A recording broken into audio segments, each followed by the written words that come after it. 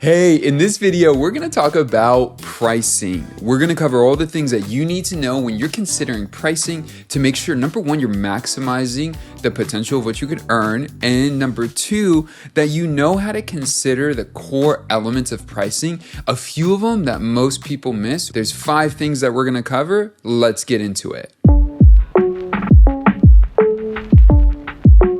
Now, let's break down the first one. But right before I do that, I do want to say that there are 2 things that we need to talk about when we talk about pricing as a caveat. Your experience, the tool you're building on, all of that is going to matter. And number 2, there's a lot of psychology when it comes to pricing and how you do that. So we're not covering that in this video. In this video, I'm just covering whether you're building on Squarespace or Webflow or Wix or anywhere, literally any website builder. These are the 5 things that I consider as I go through it. Number 1, let's get into it. This first one is going to be really the breadth and the width of the content. So we're going to talk about the scope of pages. When I consider pages, I break it down into 2 categories. There are major pages and minor pages. Major pages are any page that have 5 or more sections. Minor pages are any pages that have 4 or less sections. This really gives you some type of clarity on how to think about how much work is going to be involved on the website build, because one website that is 5 pages and another website that is 5 pages can look similar on the outside, but when you get into it, one can have 30 sections per page and another one could have 3 sections per page. This is going to matter a lot when you're thinking about the scope of work or the breadth of content that you're going to be working on. So this is how I go through it. I really try to consider what are major pages versus minor pages when I think about the amount of content that is being produced for the project. Last note on this one that's worth considering is when you get to a certain number of pages, the complexity of the problem just grows in the sense of what you need to produce for each page to feel consistent, the brand to feel on point, and all of that. So you definitely want to consider, once you get to a certain number of pages, adding in a bit more cushion for anything that you may need to go back on and revisit for 20, 30, 50, 100 pages. Whatever that might be, there is a difference in number. It actually goes up in my pricing versus goes down with the more pages that there are, because it just adds a higher level of complexity to make sure it all works well. There's internal linking, everything is flowing well. There's a higher level of demand on that project. Next, let's talk about this, the scope of customization. Now, again, depending on the builder that you're using, you may need to customize a few features or things unique for the client, or the client may have some type of expectations for some unique development, maybe some particular almost software development that's built into their site, their platform, all of that. With that said, it's important that you quote appropriately for the amount of customizations. In my actual proposal, I'll have a list of deliverables and I'll show major pages and minor pages, and then I'll show major customizations and minor customizations. This type of language gives me the ability to speak to a client with some kind of vagueness that gives them room to figure out what those customizations are, but at the same time put a cap on it so that they don't come back to me and say, I thought you were going to do this. I thought this was part of the site build. It's very normal for clients not to understand 100% what each platform does and what it offers and what it doesn't offer. And sometimes what a client expects could be a simple fix, and sometimes what they expect could be a really complicated fix. And so considering customizations as its own piece of the project, major customizations and minor, I don't necessarily have ways of defining that, maybe changing like certain elements on the site. But for example, with Webflow, if you really want to customize a section on there, that's going to require a lot of coding.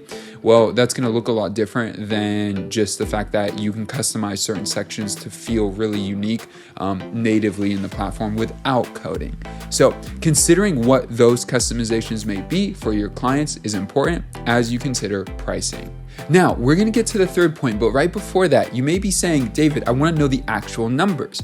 Well, this whole process is a little bit hard to give you actual numbers for because everything is a variable and you want to find what works best for you. With your time, you want to make sure that you can put money to the side. You want to make sure that this builds freedom. It doesn't trap you in.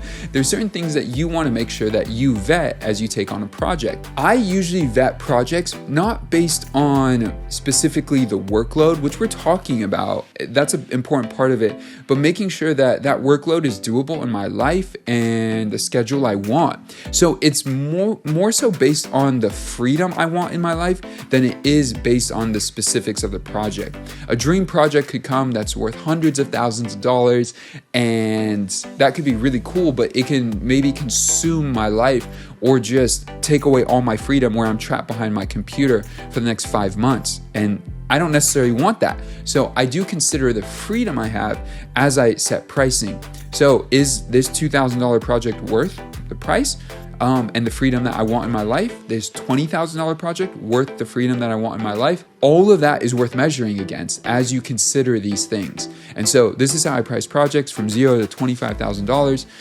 And I'm doing this on the phone with the client. I'm doing this in my head on the phone with the client so that I could have a clear sense of what is this worth it for me?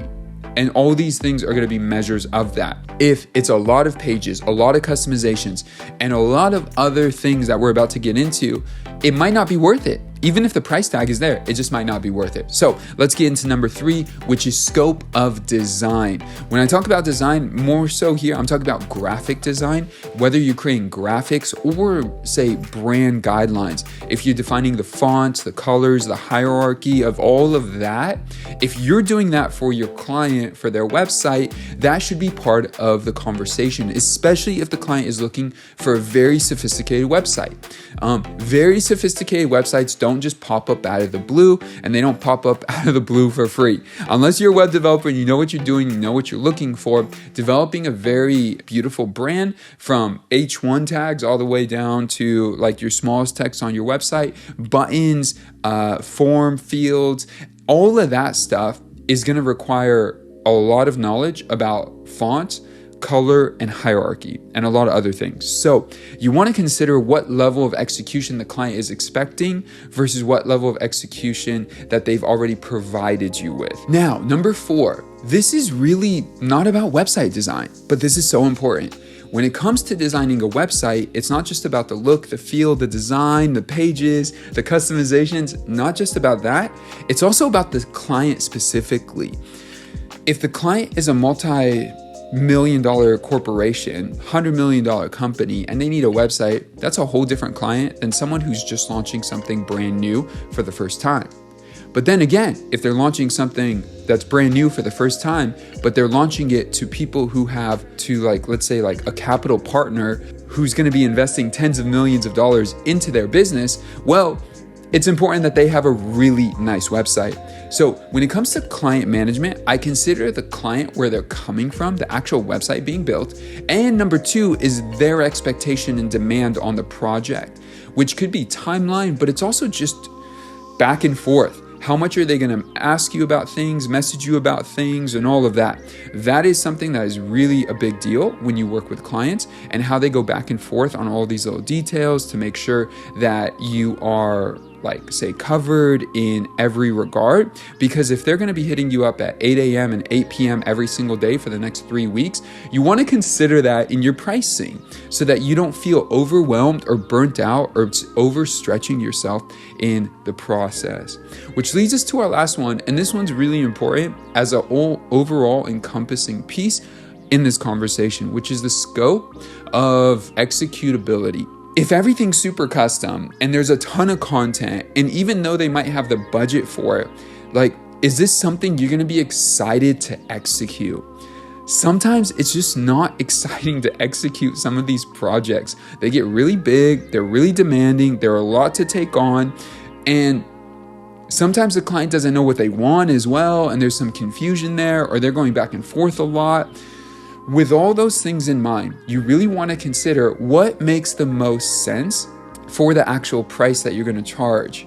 So they could be, let's say they're high on a lot of these scope markers, the design, the customization, the number of pages, and they're they're a really demanding client. They're like very high professional, like they want stuff to get done immediately, all of that stuff.